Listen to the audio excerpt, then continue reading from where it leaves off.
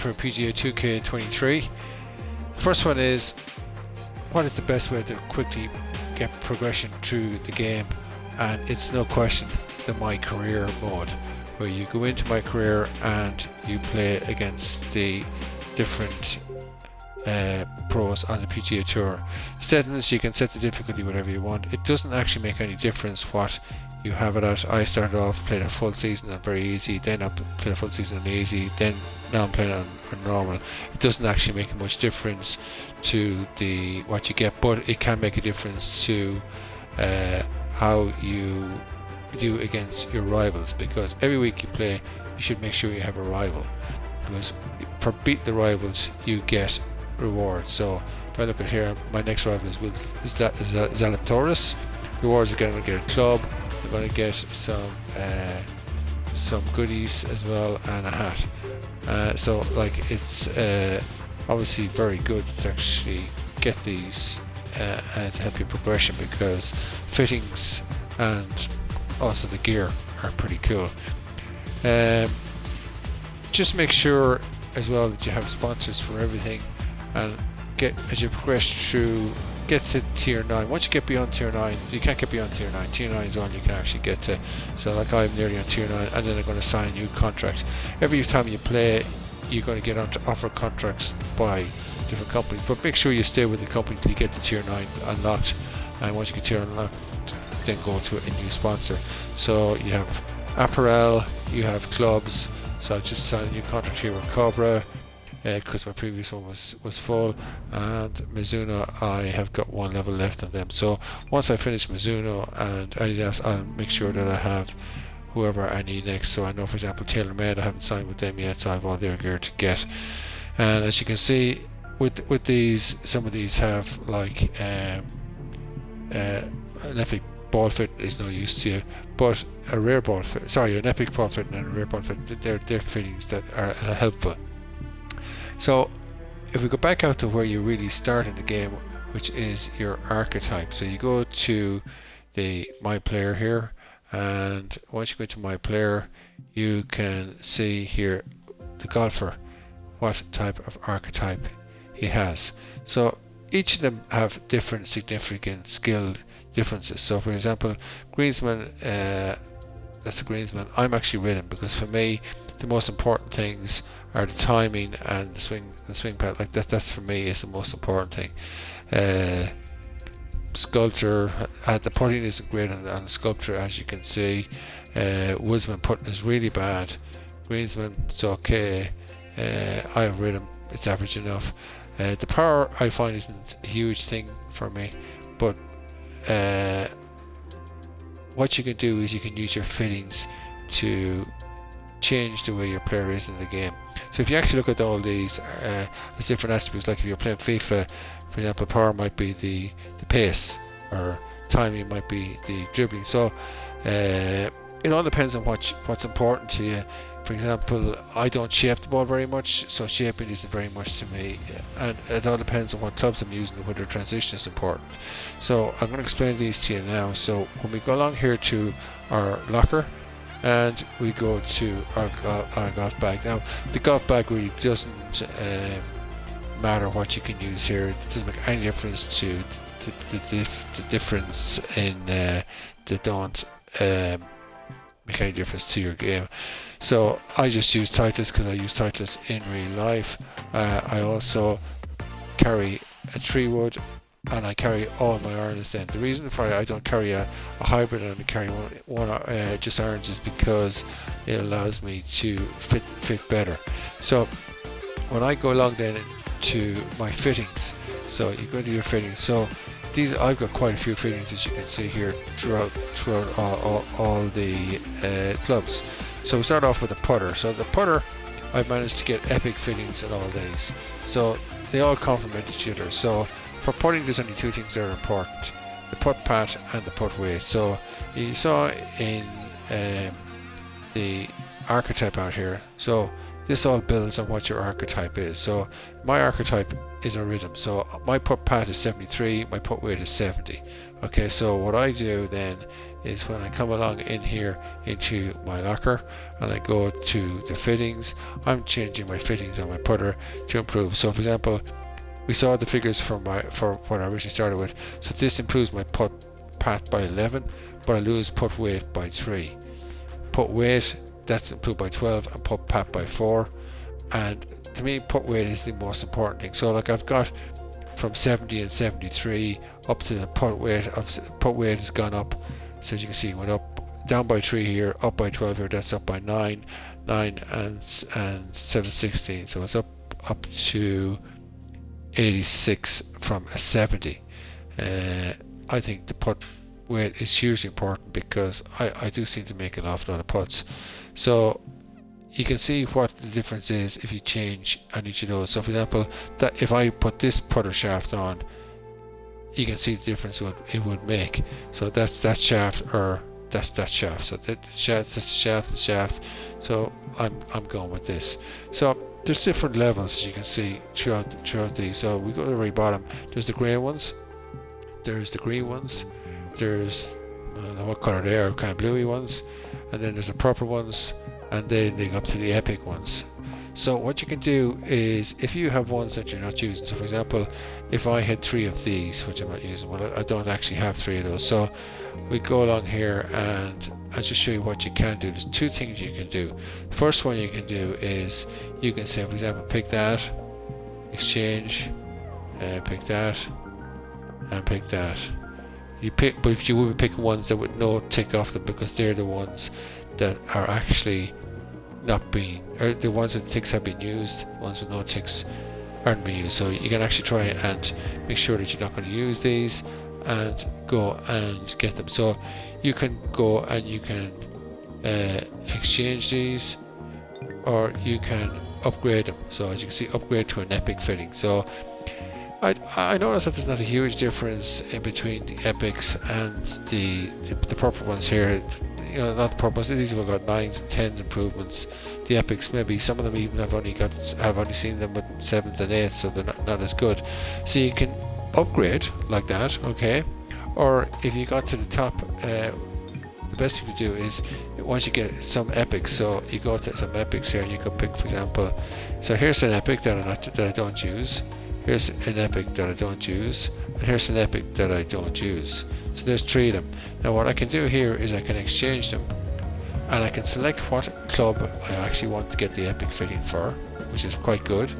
So you'll have usually worked this out beforehand. I can check whether I wanted a grip, shaft, or a head, and I can get the epic fitting that's the most important with me. So for example, if I was using my driver, I might have no good fitting for a head, and I might go with power, and that'll give you power. Now it can give you different things. You don't exactly know what you're going to get with the power or the timing. You just don't know what you're going to get. A lot of it is luck, but that's how you would actually. My idea is to get as many epic fittings as I can, and then to adapt them to get specifically what I have a weakness in. So for example, at this point in time, if I look at my driver, I only got 1 epic fitting there on for a head.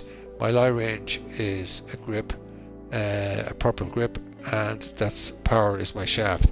So I could probably do with getting a better driver grip, because that's only got like 6, but it's pretty even across the board. And you can see how it's brought my different things up. So like if you actually look, my basic archetype has a power of 60, so I can see with the power of 12 here, the power of 3 here, and the power of 9 here, I brought my power up from 60 to 84, so it can hit 293, and that's quite good.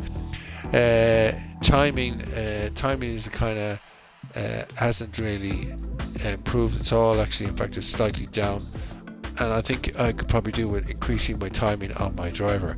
The swing path, that is for the narrowest of the when you're hitting the ball, it's the white line. As you can see, I've taken that up from 76 to 84. Transition for me is not important. Transition, what transition means is if you hit partial shots, transition is important. With the driver, that's not important. With the irons, it's not important for me, or the wood, because I don't hit half shots. However, with my wedge, you hit an awful lot of half shots because you're chipping a lot. So I won't hit them on wood shots. I won't hit them good on full shots, but I will definitely hit them on chipping around the green. Or if I'm sometimes in a bunker, I'll use the flop shot. With maybe I'll hit 60 or 50% to try and get out. So having high transition on my wedges is actually quite important. So if you go to look at my wedges, my transition is 81 on my wedges, where it's less on my irons, and none at all, because I never hit a partial on a 3 wood, and it's actually not too bad on my driver. But that's just because this fitting here gives this driver head with the power gives it a lot of transition. Now if I could get a driver head that would give me maybe better timing, would probably be a better thing. But for example, if I go, well, I could for example, I could do this here, go to that if I could get maybe another head with better ones, but the timing ain't good as that, but I lose a couple of yards in distance. Okay, so that's basically how you use your fittings, and these are important because they do definitely make a difference to your game. I guarantee you I'm hitting more putts in because I have got all these fitted on the thing. So I would say play the game, progress through, try and exchange them upwards till you get epic fittings, and once you get a couple of epic fittings that you don't use, find out where your weakness is. So I could probably get another timing difference, but like it's luck, so like I don't know if I'm actually going to get what I want when I exchange, so that is quite luck. The other thing to note is with your golfer has these skills. Okay, now skills, you see in the top right there, you can actually get 50 skill points, and you kind of build your way up to try and open up every one of these. And once you open up them all, like you can go and put them to anything. So then it's a matter of actually deciding where you want to spend these skill points. So you can actually, you see, if you press Y, you can reset and get your skill points and reset them and use them the way better than what you were building them up.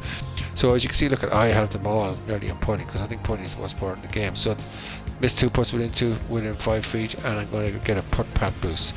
So you can see a putt pat boost on the green. Can barely say that. Putt weight boost on the green. If I miss 2 putts within 5, again, goal weight, putt weight boost, and they're all different ones. So, for example, on this one, I receive a roll or putt weight. So putt weight is important for me. So I got a putt weight one, okay, which means that the putt weight is always active when I'm on the green, always active. So that means I don't have to have hit now within 2 yards, 3.7 yards. I don't have to have done anything. This means that I will always get a putt weight boost on the green, and that's really good for long distance putts or whatever. With my wedges, I have, for example, with this one here, I've scored birdie better 4 times, and I get spin boosts. That one there, I think, is important. I get timing boost within 26 yards of the pin. Okay, so if I land within 13.7 yards of the pin, or I get this skill boost becomes active, and I get a timing boost. So that means if you just miss the green when you're within 37.7 yards, you get a timing boost, which that can help. The other one that I have here for this one is that I always have a timing boost from the fairway on level 3 here, always. So that means that always, it doesn't matter what it is, I've always got this timing boost, and that helps. With my irons, I've always got a timing boost yet again from the fairway once I'm on the fairway. Another one there is I like the breezy ones, so that means that if I'm hitting into a headwind of 10 kilometers or greater, I get a flight boost, so that the ball will fly harder. It can sometimes make it harder to judge. With the wood, I don't really have anything except this one here, where I'm getting a timing boost. That means that every single shot I'm hitting from the fairway is getting a timing boost. Driver is quite good for some of them. So this is the wind one, this is quite important really, because if you're hitting into a headwind, so this is always active. Now what I do notice is sometimes when you're actually playing that you have to you set up to the shot and you go to play the shot and your driver boost might not necessarily be active, so you might have to left bumper to change club and right bumper to change club again, and all of a sudden you notice that the skills become active. So if you don't see the skills active in your top of right of your screen when you're going to hit a shot, what I would do is I would make sure that I'd right button and left button just in case they become active suddenly. Another little tip here for the driver is if you're hitting with a wind behind your back, so this isn't going to be active because you're not hitting the away wind. What you can do is change to the 3 wood, turn around and face backwards, then change to the driver, and all of a sudden you're going to have this if you're hitting into more than 5 mile/hour wind. All of a sudden your driver is going to be active, and you'll be able to turn to press the RB, go back to where you started off again, and lo and behold, that you have you're going to get a flight boost even if you're hitting with a tailwind. That's pretty much it, guys. If you have any questions, you know where to find me. Leave them below, like and subscribe, and all that wonderful stuff. Until next time, take it easy, guys.